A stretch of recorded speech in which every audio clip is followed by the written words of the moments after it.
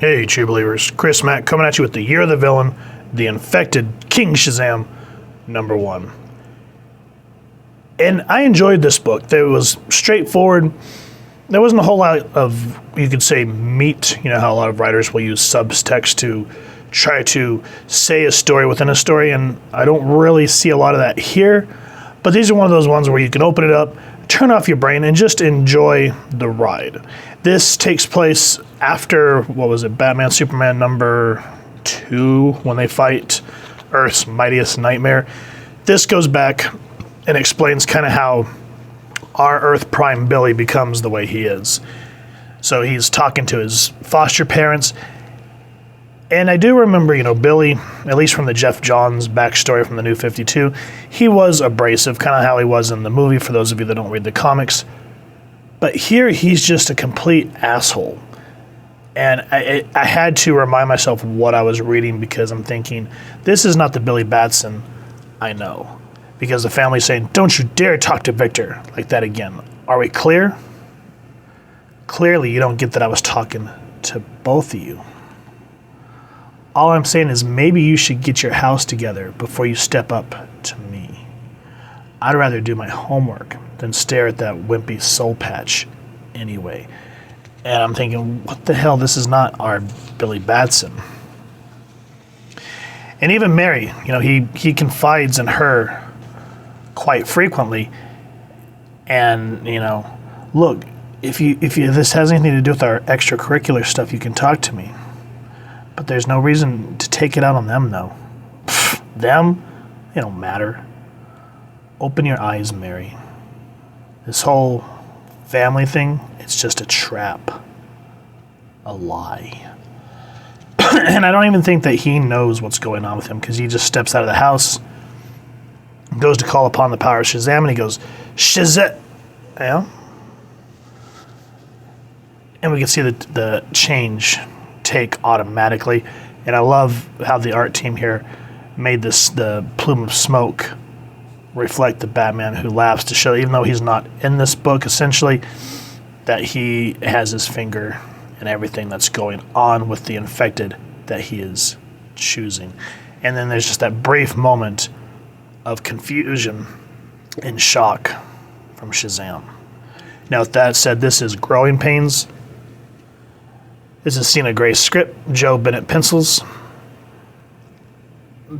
If I cannot pronounce your names, guys, the creators, I'm sorry. Belladronio, Barbeau, and Matt Santarelli doing the inks. Hi-Fi Colors, Rob Lay letters. There's the rest of the people that work on the book. And I'm not 100% sure who created Shazam, so if you guys know, let me know down in the comments. I know he was from originally Fawcett Comics. Yeah, it wasn't the Charleston, it was the Fawcett Comics, I think it was called, before DC bought him out. But yeah, if you know who created him, please let me know down in the comments.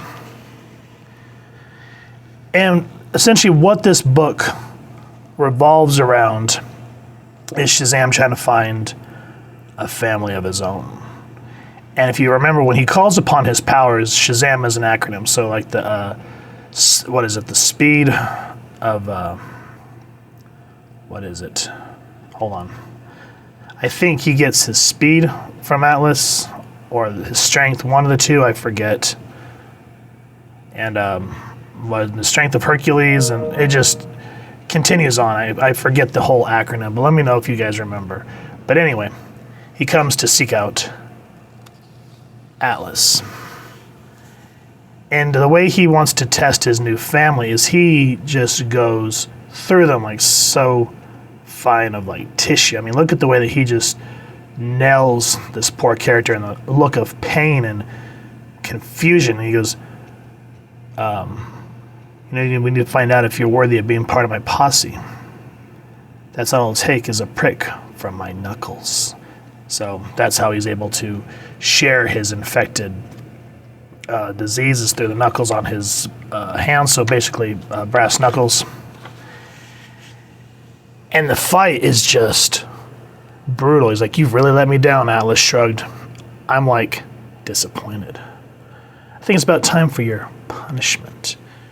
Now, one thing with modern Shazam that I don't like is, yes, he is a kid that gets transformed into a man, and that's been his shtick for as long as I can remember.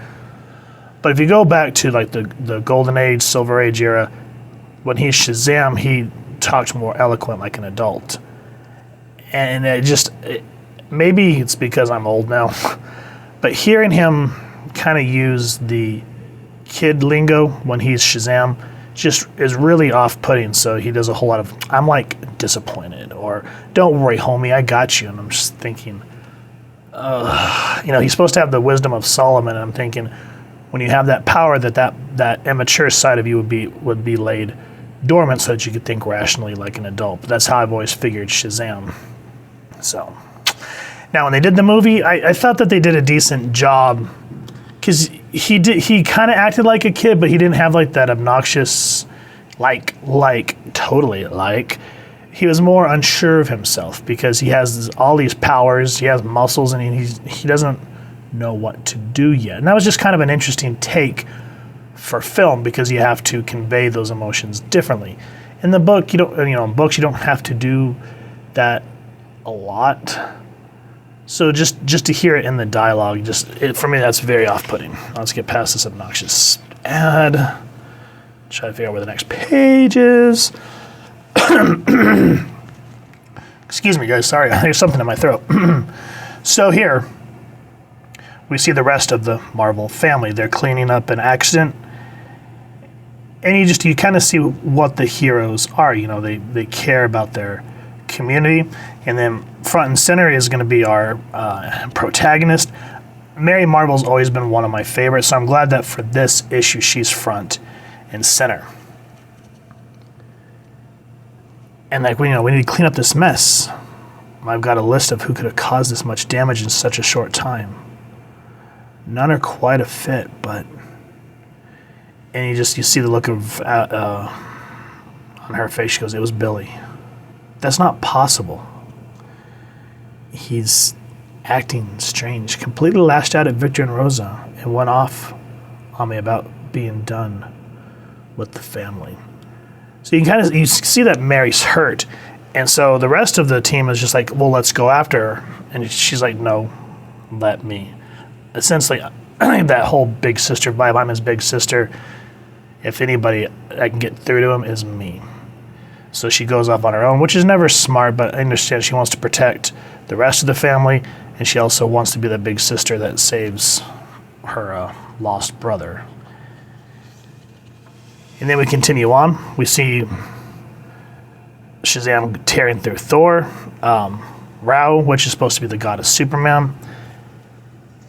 And right here, there's no editor note, or at least none that I could find on this page. He's like, "Yikes, hope you weren't planning on using that jaw anytime soon, Rao." And then we kind of get into, the inner monologue. He's like, "The Batman Who Laughs did me a real solid when he stabbed me with that nasty old batarang. I mean, sure, who knows what kind of weird super tetanus I have now, but my eyes are really open for once.